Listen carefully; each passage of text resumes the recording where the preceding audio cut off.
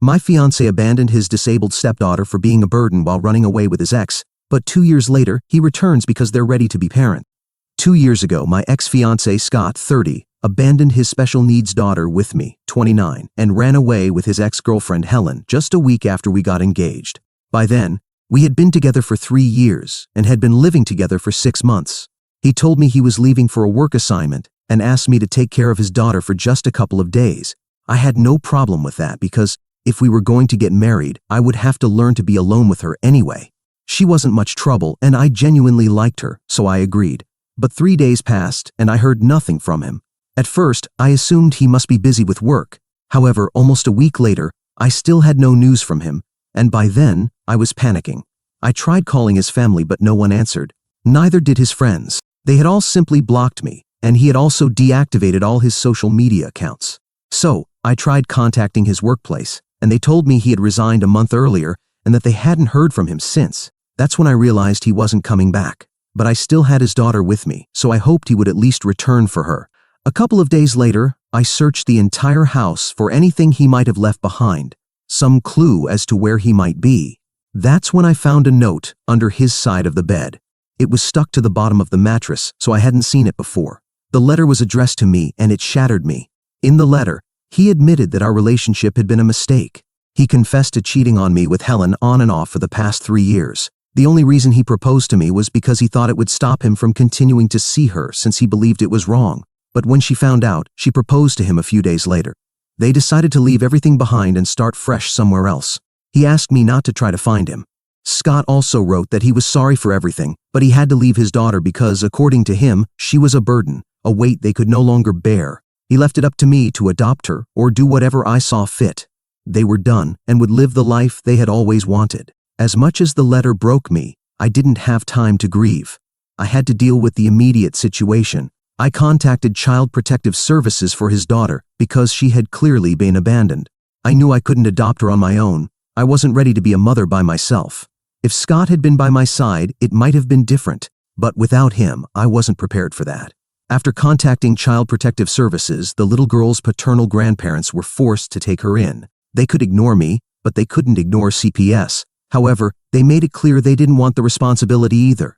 Eventually, Helen's parents took her in, and she has been living with them ever since.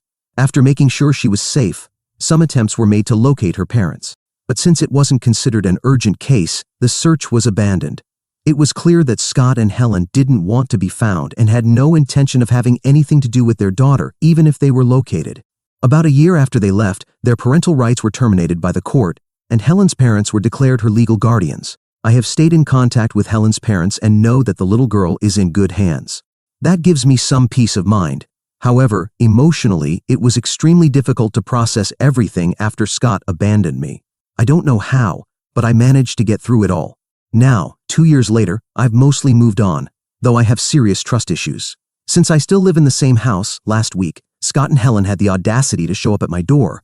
I opened the door because I wanted to hear what they had to say after 2 years. They started apologizing, crying, and saying they realized they had made a mistake. They said they were now ready to be parents. They admitted to doing something atrocious but wanted to get their daughter back and make amends. They even offered to write me a check for any amount I wanted if I helped them. The sheer audacity of their request infuriated me. They really thought they could write a check and everything would be forgiven, that everything would be forgotten. I told them they were too late. I explained that I had given their daughter to the foster system 2 years ago and that she was no longer with me. I told them that if they were looking for their daughter, they were at the wrong door. As far as I was concerned, they no longer had a daughter. Then I shut the door. I left them crying on my doorstep and later informed Helen's parents about their return. After that, I talked to my parents and explained what had happened. However, they told me what I did was twisted. My parents believe there was no reason to make up a lie like that, despite what Scott and Helen had done.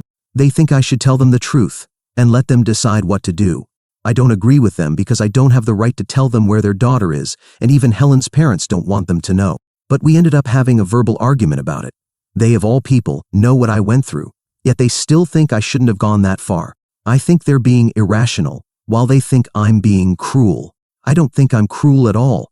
They abandoned their daughter because she was a burden, and now she is with responsible people. And as I said, even they don't want them to know, so I'm going to respect that. So, Am I the bad person for not telling my ex-fiancé and his partner where their daughter is? Edit. I realized that, in my hurry to keep this brief, I forgot to mention several things about Scott, Helen, and their daughter. Scott and Helen met in college, fell in love, and she got pregnant at 21. They were in their final year of college, and he proposed.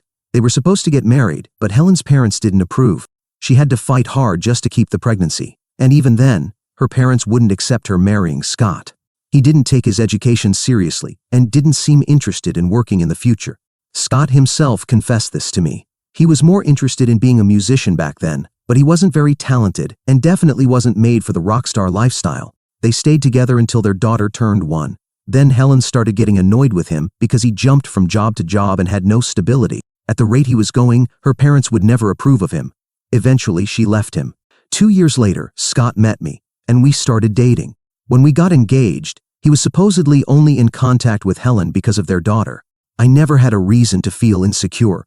He barely talked about Helen, so I thought he was completely over her. Clearly, I was wrong. And that's why everything happened the way it did.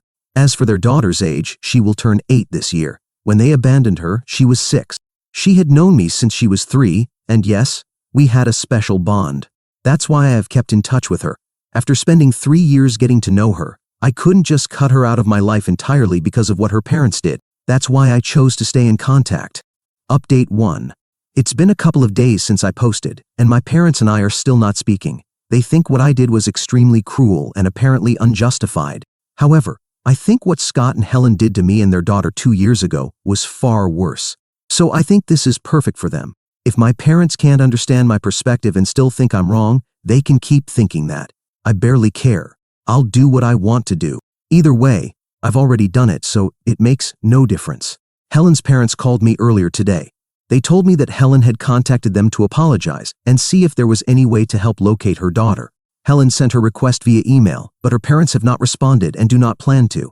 They have no right to any information about their daughter because legally she has been adopted by another set of parents. Those adoptive parents are not obligated to tell anyone where she is, least of all the people who abandoned her. Honestly, I can't imagine the audacity it takes to show up after 2 years, asking about their daughter and saying they are now ready to be parents, expecting us to help them. Helen's parents and I remember very well how difficult it was to help that 6-year-old girl understand that her parents were probably never coming back. They have no idea how emotionally exhausting it was for the 3 of us to comfort her when she cried for her parents. We didn't know how to explain anything to her. We thought about telling her when she was older, but given her condition, things are different and more complicated for her. Not once did they look back or check on how their own daughter was doing.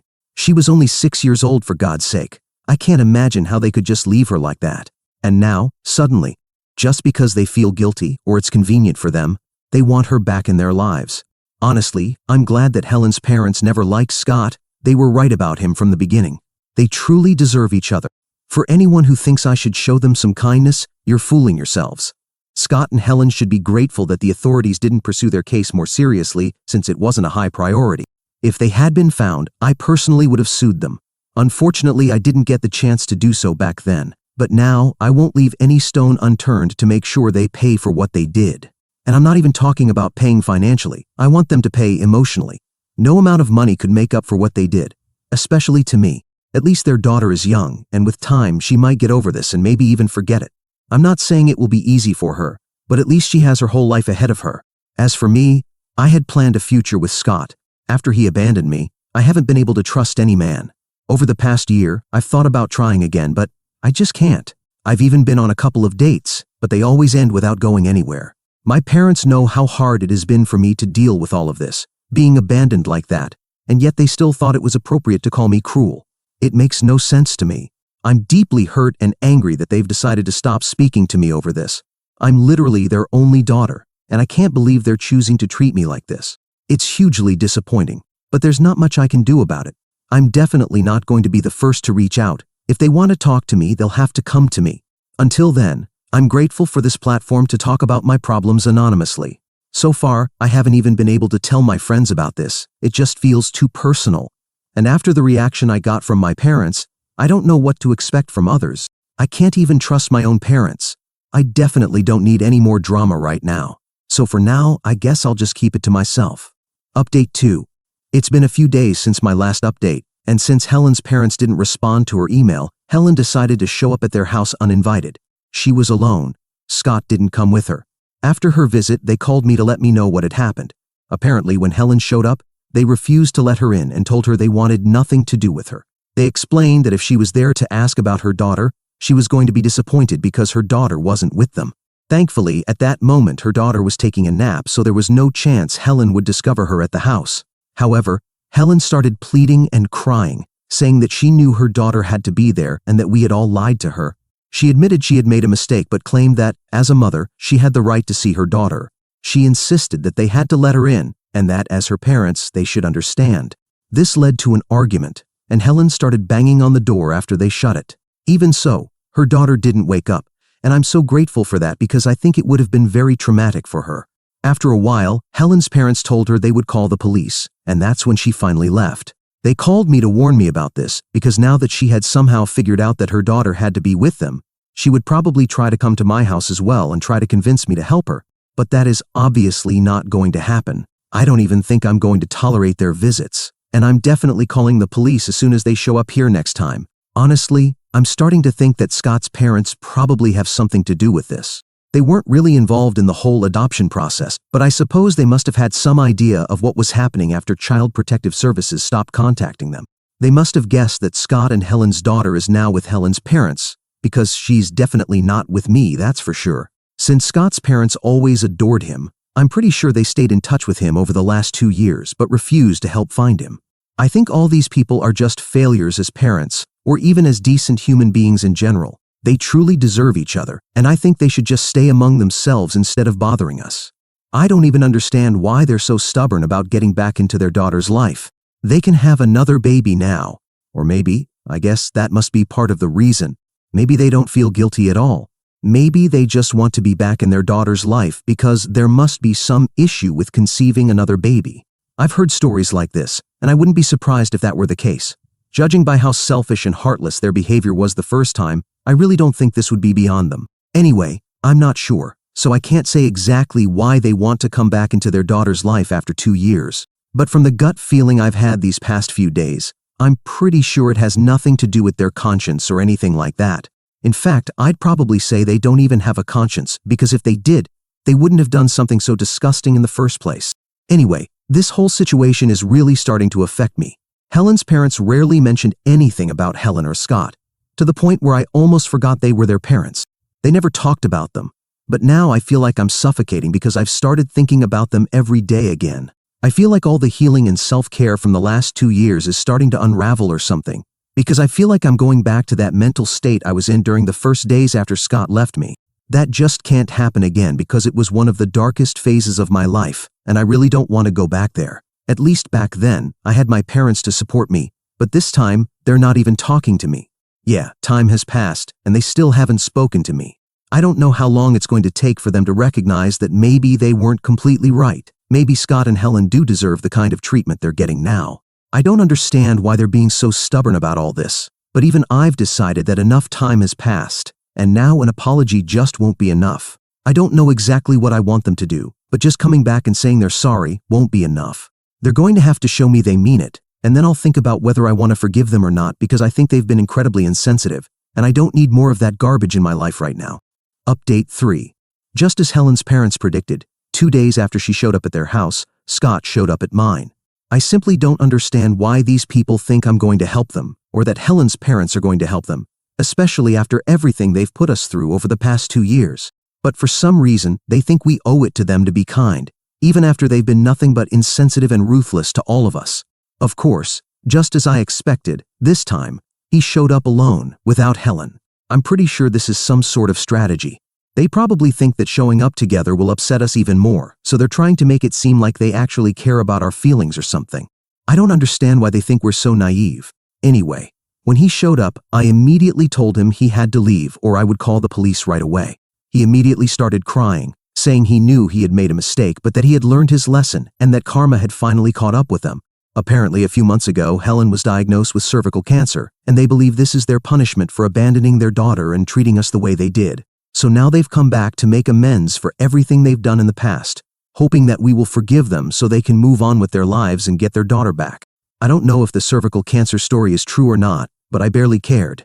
I told him through the door that his story made no difference to me, and that if he thought he could make me feel sorry for him by saying all these things, he was very wrong. Because I haven't forgotten how I felt when he left me, and I will never forget that feeling for the rest of my life, thanks to the trust issues he left me with. I don't feel the need to forgive him, and I don't feel the need to believe his stories. Even if the cancer story is true, I don't care, because regardless of whether Helen is suffering or not, their daughter is not a toy they can reclaim whenever they feel like it.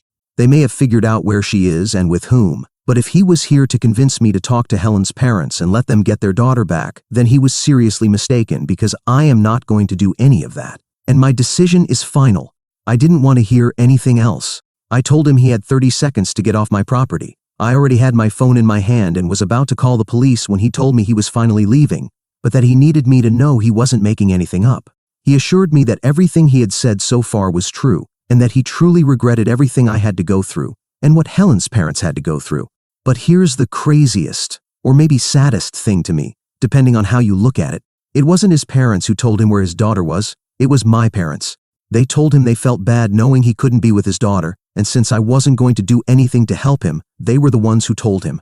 He also said Helen had already visited them but had no luck seeing her daughter even once.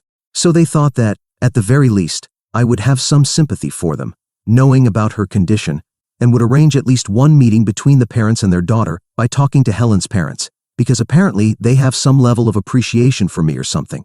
However, it was clearly evident that I had no interest in helping them, so he was leaving because he didn't want to get involved with the police, especially after what had happened in the past. But he wanted me to know that everything he had told me about Helen's cervical cancer was true, and they had really believed that by coming back they could make amends with all of us. But clearly, we're not open to that. He told me Helen hadn't mentioned anything about this when she tried to visit her parents because she didn't want to worry them too much. But now, he didn't think they would care anyway, so he asked me to talk to them about it, saying it was the least he could ask of me. This was one last favor I could do for them, but if I didn't even want to do that, then that was fine with him too. He said that within the next week, they would fly back home and never bother us again for the rest of their lives. Then he left, and I didn't even have to call the police. And now, I don't know what to do with myself. To be honest, I felt like I needed to get this off my chest, and I guess now I'll have to decide whether or not to talk to Helen's parents about what they told me.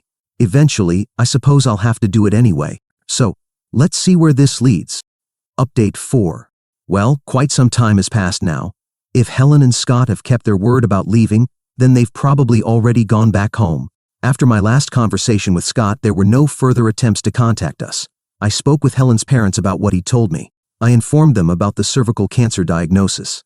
While they seemed very shocked and upset about it, they said they weren't going to reach out to her, at least not for now, because their granddaughter needed them more than she did. Maybe in the future they'd consider it, but for now it was too fresh and painful to even think about.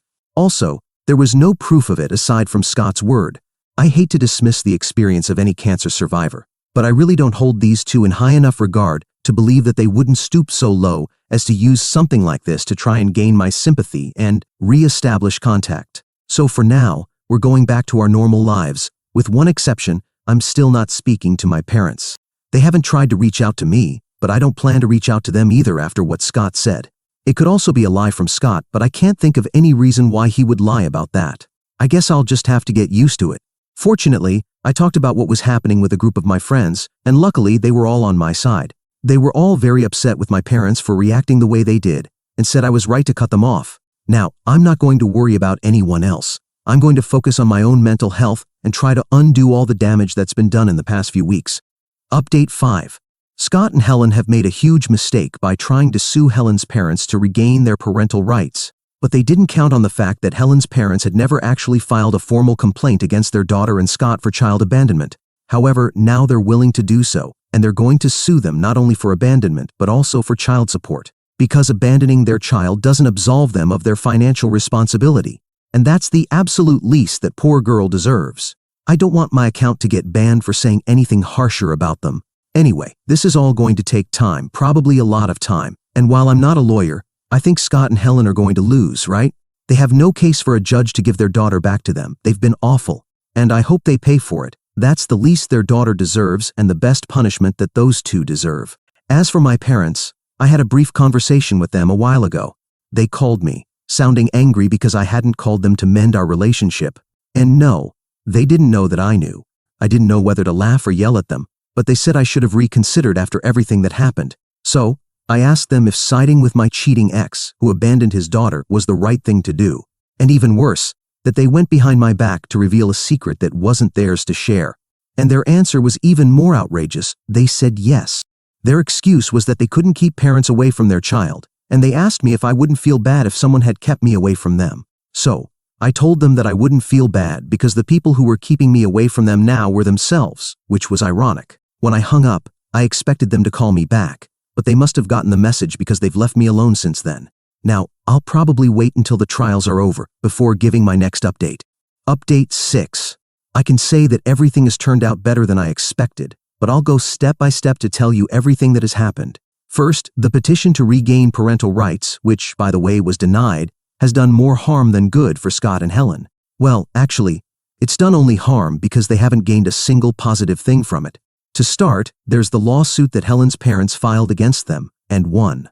Now, they have to pay child support because even though they don't have the rights to see her, they still have the obligation to contribute to her upbringing. Although I think I was wrong when I said that nothing positive came out of this for them, because they won't have to pay until a year and a half from now.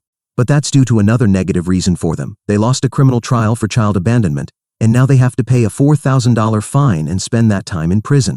However, during that time, they won't be paying child support, which is kind of a glass half full situation.